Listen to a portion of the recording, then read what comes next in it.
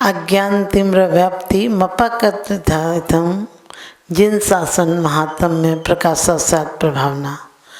अज्ञान तिमिर को नष्ट करना और अपनी आत्मा की प्रभावना करना सच्ची प्रकाश की यही किरण है।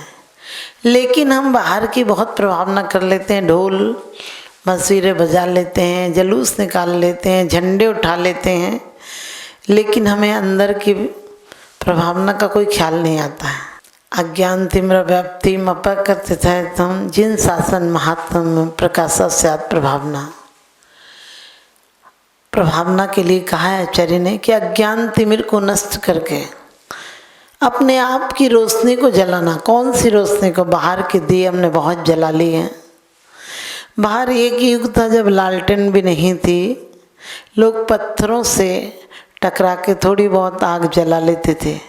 लेकिन हमने इतना विकास किया है, धीरे धीरे इतना विकास किया है कि आज आग तो आग हम दिन जैसा उजेला कर लेते हैं रात में, लेकिन दीपक की जगह बल्ब जल रहे हैं। दीपक ऊपर चलते थे, बल्ब नीचे लटक रहे हैं।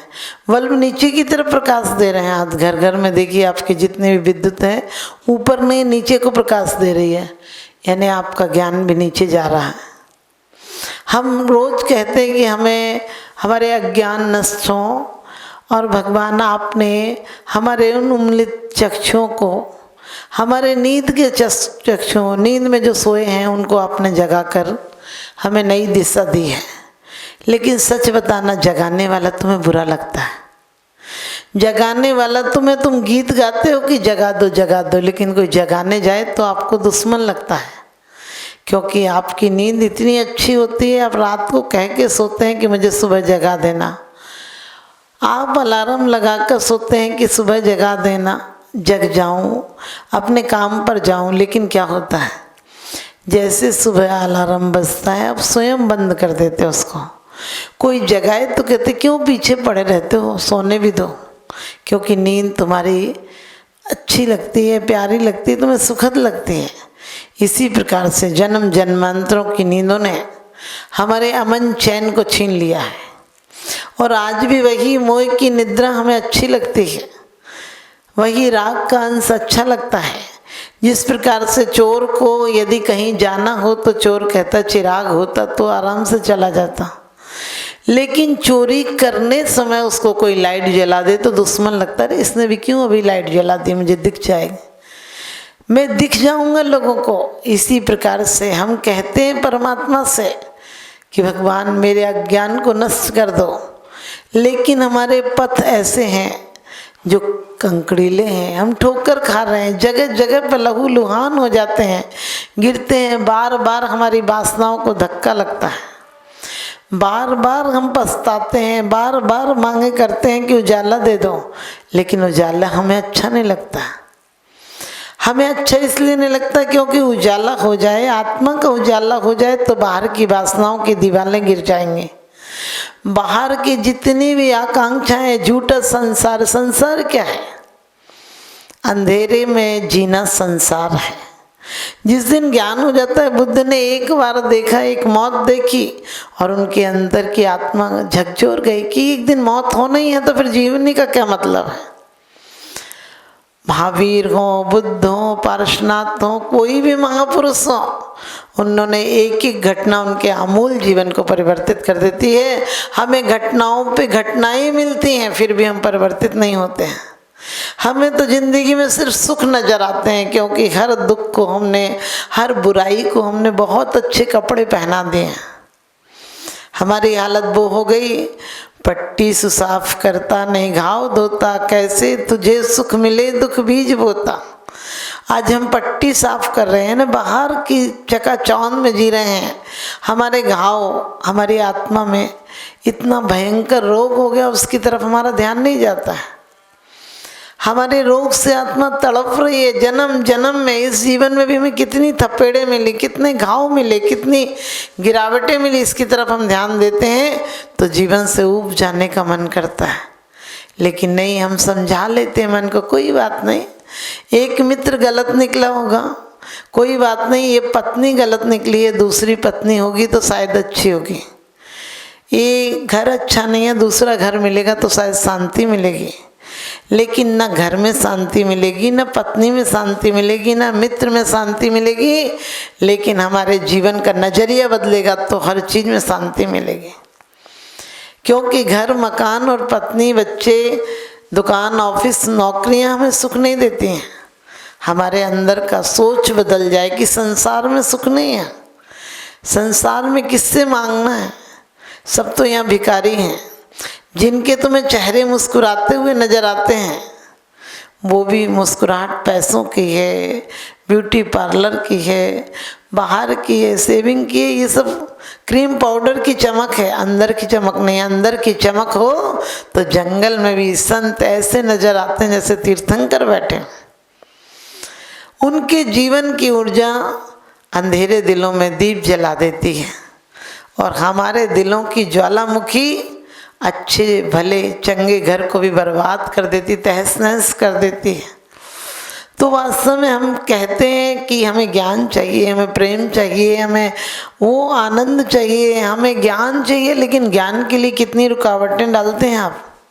कभी विचार किया, कोई पढ़ रहा हो तो आप लाइट बंद कर देंगे, कोई पढ़ रहा हो आप टोकते रहेंगे, कितना पढ़ेगा और बहुत पढ़ लिया। आप किसी का नाम छिपा लेते हैं, आपको ख्याति मिल जाए आप अपने गुरुओं का नाम छिपा लेते हैं। अरे गुरु वो बीज हैं जिन्होंने खुद अंधकार में रहकर, खुद परेशानियों में रहकर तुम्हें रोशनी दी है, तुम्हें चलना सिखाया है। क्योंकि गुरु वो कहते हैं माध्यम है जिनका एक हाथ शिष्य पे होता है, दूसरा हाथ सिद्ध पर होता है।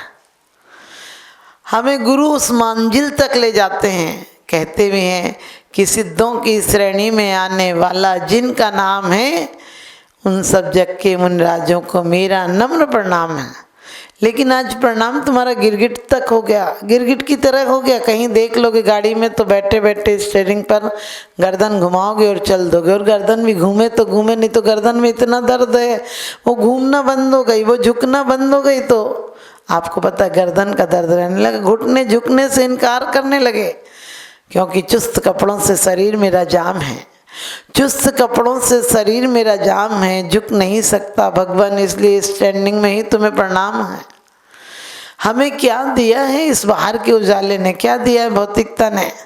कभी विचार करोगे तो पता चलेगा कि हमें सिर्फ अंधेरा दिया है, और हम अंधेरे को इतने पकड़ लिए हैं, इतना अंधेरा हमें प्रिय लगने लगा है कि कोई जरा सी रोशनी दिखाए तो हमें बैरी लगता है, हमें कोई रोशनी अच्छी नहीं लगती। हम हमेशा कहते हैं कि भगवान हमें ज्ञान दो। कौन सा ज्ञान दो? शब्द ज्ञान? अरे शब्द ज्ञान तो बहुत कर लिया तुमने। कहते यदि उपयोग नहीं कर पाए, यदि उपयोग नहीं कर पाए ज्ञान वृथा ही जाएगा, और लाद पुस्तकें गधा पीठ पर क्या ज्ञानी कहलाएगा? पुस्तकों का भार लाद कर ज्ञानी नहीं कहलाएगा गधा। इसी प्रकार से हमारे जीवन में हमने सिर्फ बाहर की बातों को, बाहर की प्रेम की किताबों को पढ़ लिया है। किसी दूसरों ने गाने बनाए थे, वो भी उनका पेशा था, प्रेम से नहीं बनाए थे। उन गानों को हम दोहरा कर सोचते हैं हम प्रेम का इजहार कर रहे हैं। अरे प्रेम तो वो होता है, कहना नहीं पड़ता है, नजरों से टपकता है, बिना कहे भी बहुत कुछ कह जाता है। आपने देखा होगा जब आप गहन प्रेम में होते हैं, बहुत ज़्यादा कोई प्रेमी हो तो एक बार मिलकर आप उससे कुछ कह नहीं पाते हैं, आपकी भाषा मौन हो जाती है। और यही कारण होता है कि बिना कहे सब कुछ कहा जाता है। और आप कभी बहुत प्रेम में हो तो बोलते नहीं घंटों, लेकिन वो घंटा कब निकल जाता है आपको पता नहीं चलता। प्रेम में हो आप, स्नेह में हो, अपनत्व में हो तो रात कब निकल जाती है पता नहीं चलता है। और दुश्मन के साथ घंटा भर रहना हो तो घंटा भी ऐसे लगता है जैसे बरसों में कट रहा हो। आज हमने क्या सीखा है? आज हमने प्रेम की किताबें पढ़ ली, प्रेम के निबंध लिख लिए, और इसलिए प्रेम करना भूल गए। जो परम पिता से प्रेम नहीं कर पाएगा वो परिवार से क्या प्रेम कर पाएगा? या कहो प्रथम पाठशाला परिवार है। अपने परिवारों में हमारे यहाँ कितना प्रेम होता था। यदि कोई पूछने पे 5 भाई हों तो 5 भाई के बच्चों के नाम बताते थे लोग, संख्या बताते थे। हम 15 भाई बहन हैं। आजकल सगे भाई से भी दिन रात माथाफोड़ी होती है, क्योंकि हमने लड़ना सिखाया है। प्रेम के बच्चे होते तो प्रेम जैसे होते, प्रेमी होते। हमारे आज के बच्चे अहंकार के, घमंड के, दूरदर्शन के, टीवी के, नेट के बच्चे हैं। ये नेट जैसे ही हो जाएंगे तुम्हें भी दूर छोड़ जाएंगे। आखिरी में विदेश में जाकर यही कहेंगे, सॉरी पापा आ नहीं पा रहा। और तुम मर भी जाओगे तो जलाने भी नहीं आ पाएंगे। तुम बहुत घमंड मत करना। नोटों के बंडल तो जोड़ लिए, लेकिन क्या पता किस दिन जीवन की लाइट, जीवन की ज्योति बुझ जाएगी। क्योंकि जन्म सबको मिलता है। जन्म एक अंधेरा है, जन्म संभावना है, जन्म एक बीज है। किसी का फल और फूल की तरह बहुत ज़्यादा ऊंचा उठ जाता है, और जितनी जड़ें नीची होंगी उतना पेड़ ऊपर जाएगा, जितनी जड़ें विस्तृत होंगी उतना पेड़ बड़ा होगा। आज हमारी जड़ें छोटी हो गई, अंदर हमारी कोई संवेदना नहीं रही परमात्मा के प्रति भी। हम बोलते तुम बिन मैं व्याकुल भयो, जैसे जल बिन मीन, जन्म जरा मेरी हरो, करो मोह स्वाधीन। कितनी बड़ी बात बोलते हैं कि मुझे स्वाधीन कर दो, लेकिन स्वाधीनता चाहते हैं क्या? हमने बंधनों को ऐसे पकड़ लिया है कि कोई बंधन तोड़ाए तो हमें गुस्सा आता है कि क्यों छुड़ा रहा है बंधन। हमने राग और द्वेष के दोनों बंधनों को बहुत कस के पकड़ा हुआ है, हम छोड़ना नहीं चाहते हैं।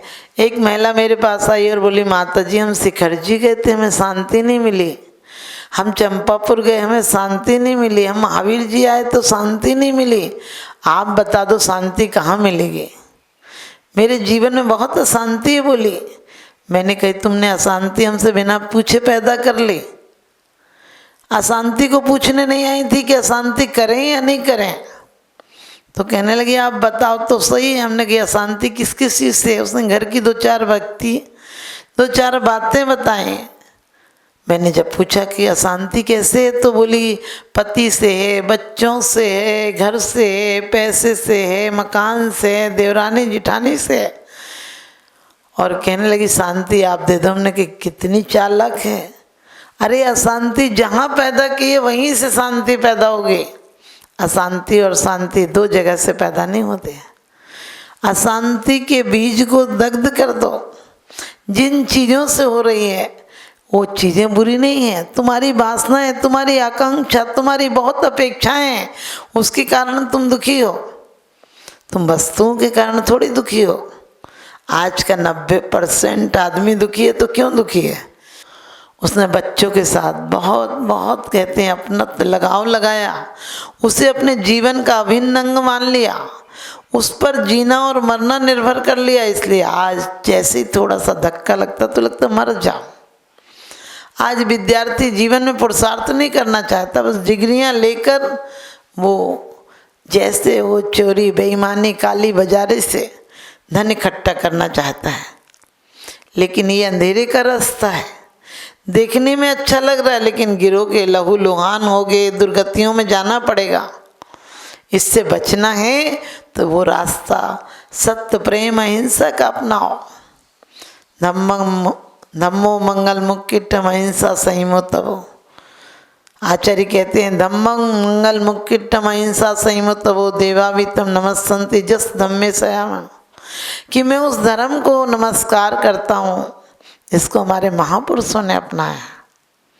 वो कैसा है? अहिंसा, संयम और तप। लेकिन तुम तो सीधे छलांग तप में लगा लेते हो। जीवन में अहिंसा नहीं है, और अहिंसा नहीं है जब तक हिंसा है तब तक तुम दुखी रहोगे। हिंसा जीवों को मारने से नहीं, स्वयं को मारने से भी, स्वयं की चेतना की तरफ ख्याल नहीं जाता, यही सबसे बड़ी हिंसा है। हिंसा कोई दूसरा क्या मारेगा? कहते हैं मार दोगे गर किसी को, मार दोगे गर किसी को जान से, क्या मिलेगा अगर किसी को मार दोगे जान से? क्या मिलेगा अगर किसी को मार दोगे जान से? मारना ही है किसी को मार दो एहसान से, मारना ही है किसी को मार दो एहसान से। किसी को अपनत्व से, किसी को प्रेम से, किसी को दुलार से, किसी को सहानुभूति से प्रेम के संबंधों को गाढ़ा करो। आज जरा सी चोट लगती है हमारे बड़े से बड़े रिश्ते टूट जाते हैं। क्योंकि वो अंदर तक नहीं है, हमारे दिल से नहीं है, जुबान से है। कोई भी आता है तो हम जुबान से बहुत अच्छे से कहते हैं आप आए तो बड़ी खुशी हुई, अंदर से देखो ज्वालामुखी फूट रहा होता है और कहाँ से आ गया, पता होता तो आज होते ही नहीं।